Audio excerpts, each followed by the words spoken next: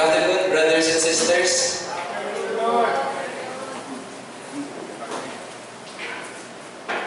This afternoon, pag-uusapan po natin yung resolving conflict. And by the end of this day, you would have known 5 key principles. Madali lang siya tandaan. 5 key principles on how to resolve our conflicts. Let's start first with this guessing game. Kilala niyo ba sila? Sige nga. Okay. Sunny, sino yan? Yung nasa left. Dog sa Kilayan and... Okay. Lahat siya mga artista. Hindi na namin sinama dyan sila akin tsaka si Nini. Pero, what do you think is common among them? Lahat sila separated na ngayon. Sinama namin, hinapon namin si Didith Jacob si James Lee. Kasi yun, huling-huli, di ba? Before that, di ba yung picture dyan, di ba? So, kailangan updated eh. Di ba? Yung box kasi merong HDMI. Yeah, the sad thing is, this is happening not only among celebrities, but among our family members as well. Marami sa atin, they end up separating because of conflict and arguments. Alam nyo, hindi naman masama ang conflict and arguments. It does not necessarily ruin a relationship. In fact, conflicts and arguments, in some cases, strengthen relationships. Naniniwala ba kayo? Because if you have overcome the conflict and argument, mas titibay yung marriage niyo. Hindi kami pinili dito ang speaker dahil lagi kami nag-aaway. Hindi totoo. Kasi yung talk ni Doc Lito tsaka ni Bless, good sex in marriage. Ibibigay sa amin dapat yun. Pero sa amin namin, hindi. Ang gusto namin yung fantastic. So hindi na lang namin kinuha yun. Binilagay na lang sa kanila. So our goal, brothers and sisters, is to be able to find out what we can do to avoid and address conflicts. Okay ba yun? Para maayos tayo. So ito po, ako po si Joey Jacob and my wife is Didith Jacob. Next month, 2 months from now, we will be celebrating our silver wedding anniversary.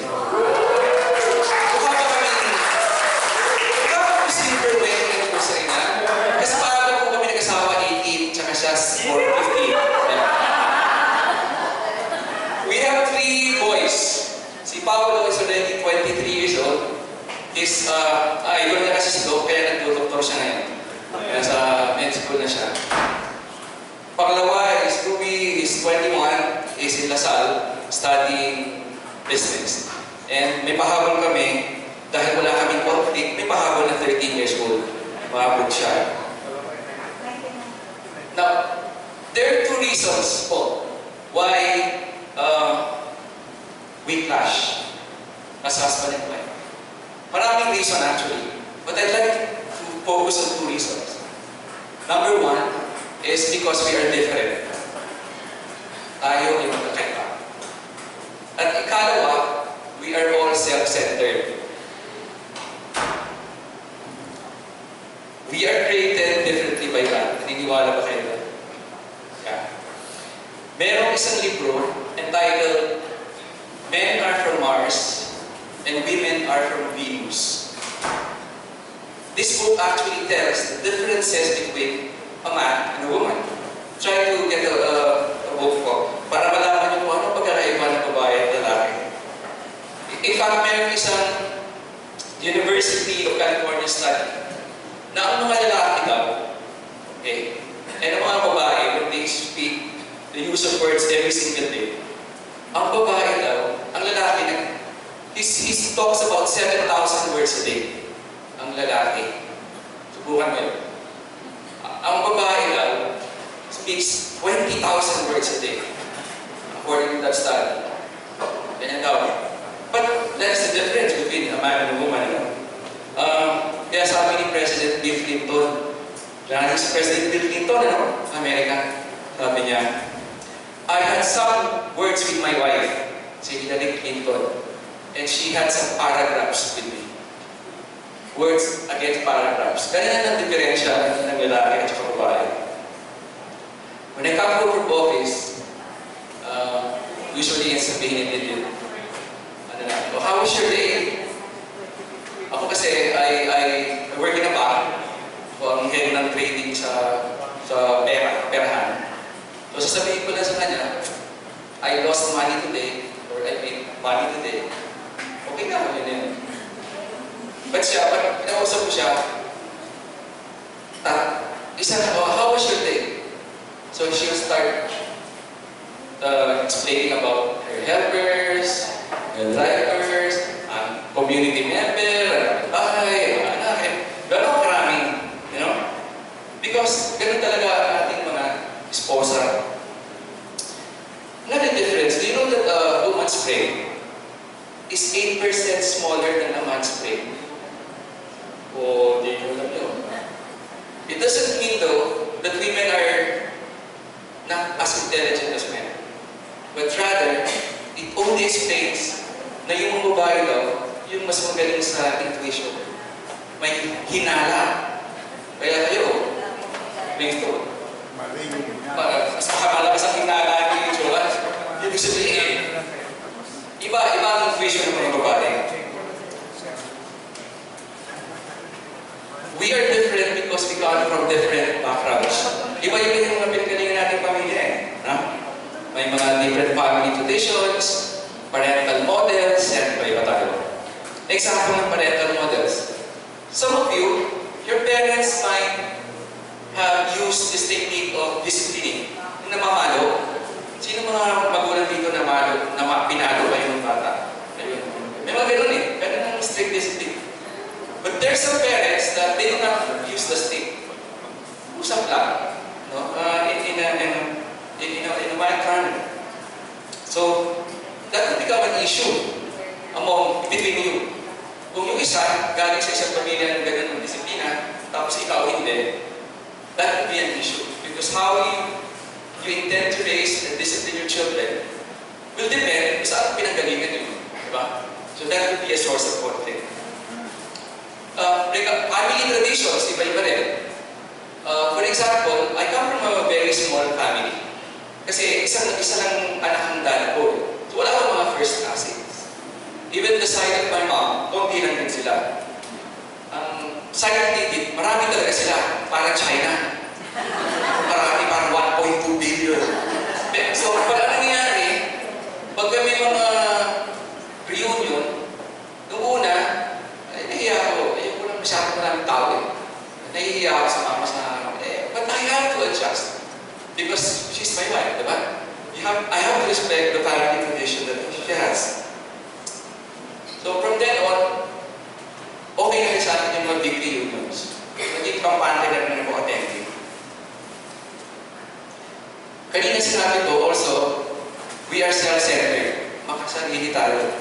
Kasi nung binata ka, sanay ka mag-isa eh. Iniintindi mo lang yung sarili mo. Diba? Ngayon, may asawa ka na. So, hindi pwede yung hilos binata ka pa din.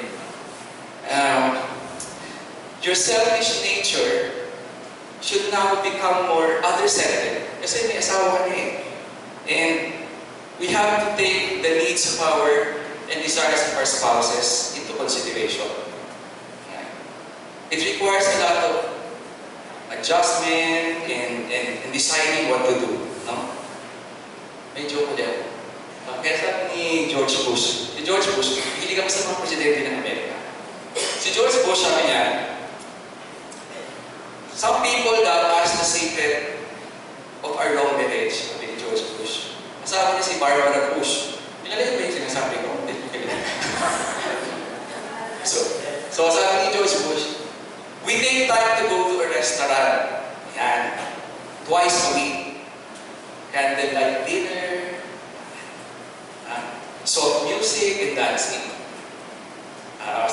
She goes on Tuesdays, I go on Friday. Okay, iba rin pa rin. Diba?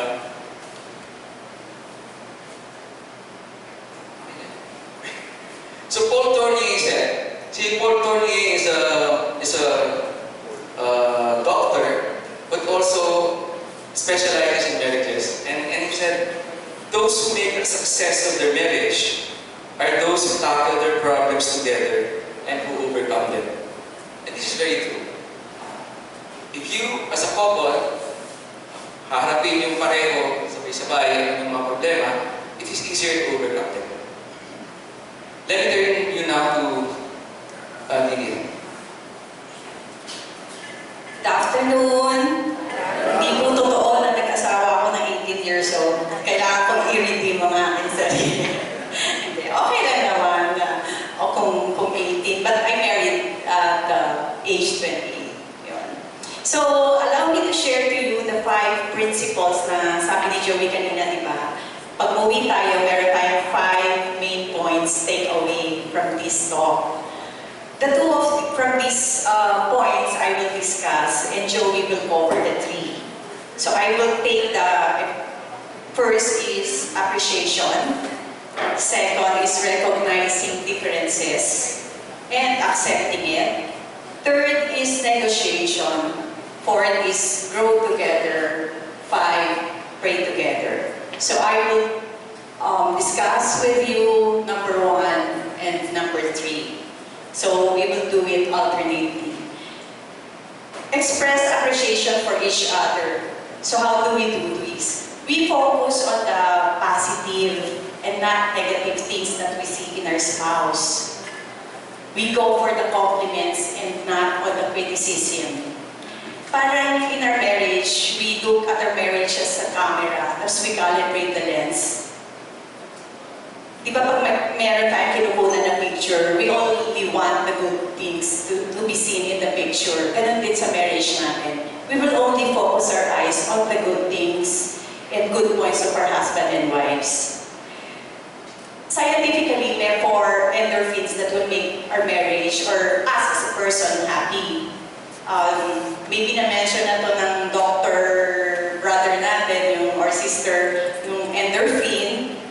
You can get it when you exercise, dopamine. You get this when you receive good words or you were flattered, yung gano'n. Tapos serotonin, when you're the one doing it naman. And oxytocin is getting it from having good sex.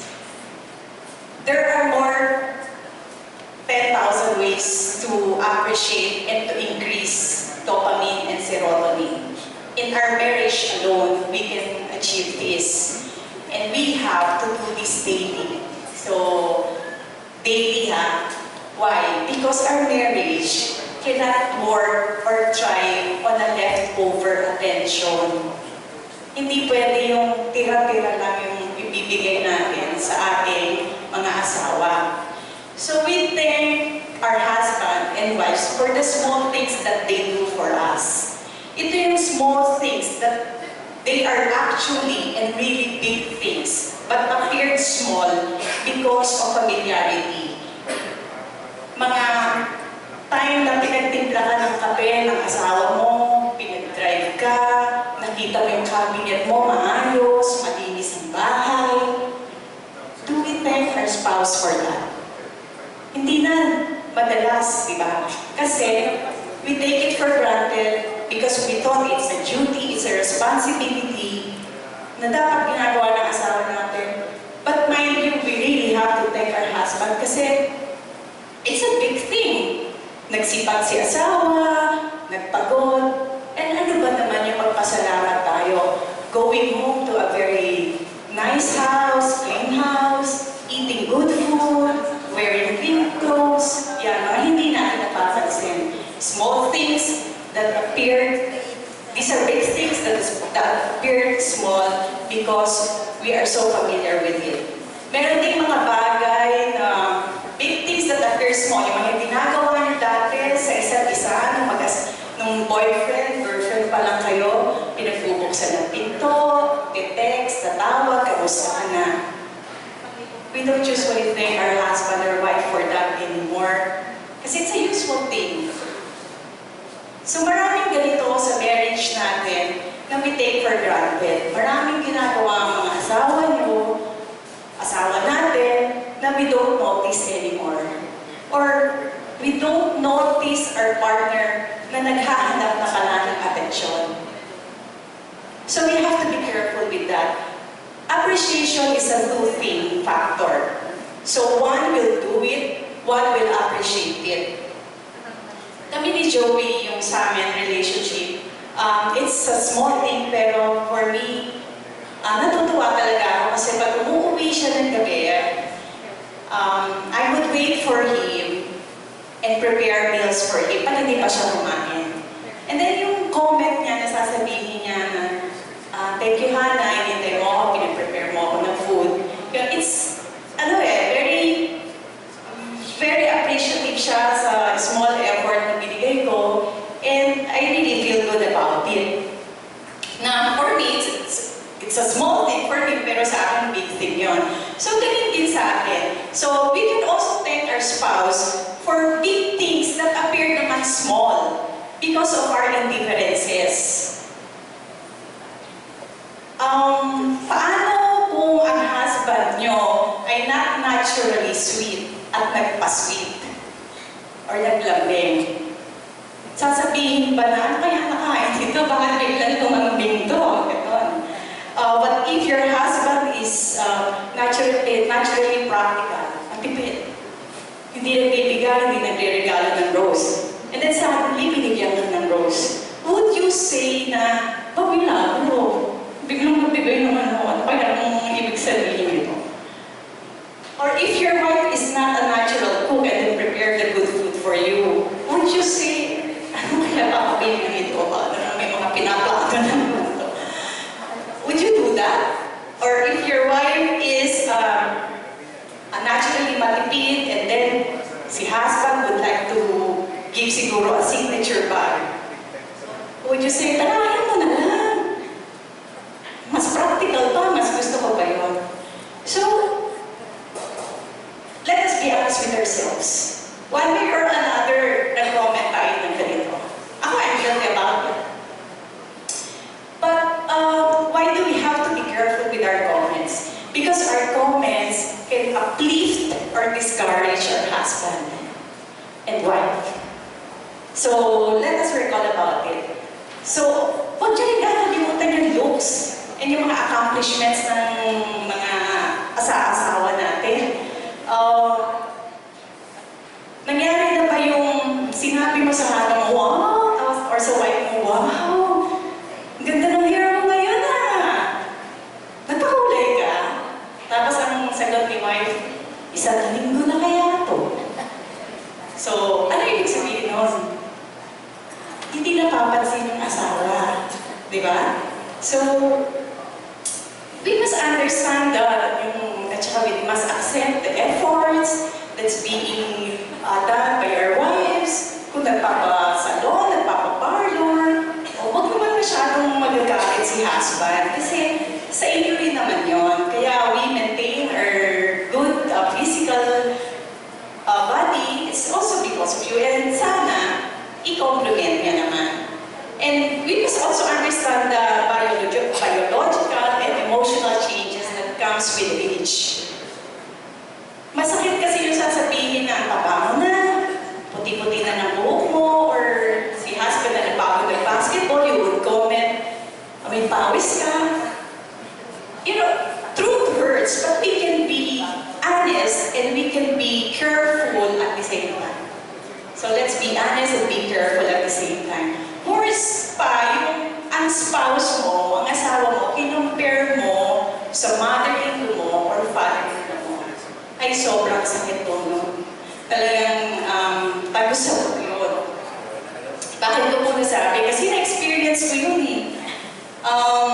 When Joey was mentioning about differences, yan.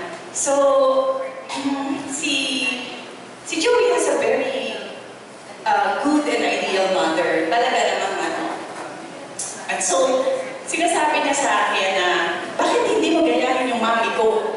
Yun, di ba? Sakit noon, yung gano'n.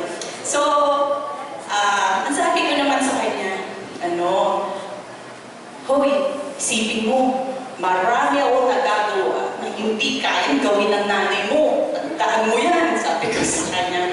And so, it was not resolved, di ba? We did not discuss it. Pareho lang kami nagalit sa isa't isa. And what mark was left on me, I became insecure with my mother-in-law. And so, husbands and wives, we don't want to be the cause of insecurity among our spouses. Hindi natin gustong ma-depress ang asawa natin dahil sa mga comments na binibigay natin. Right?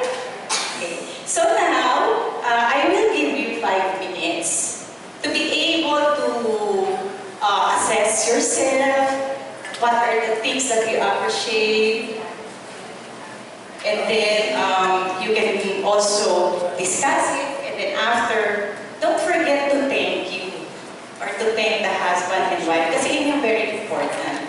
Kailangan mag-thank you tayo for all the things that was done to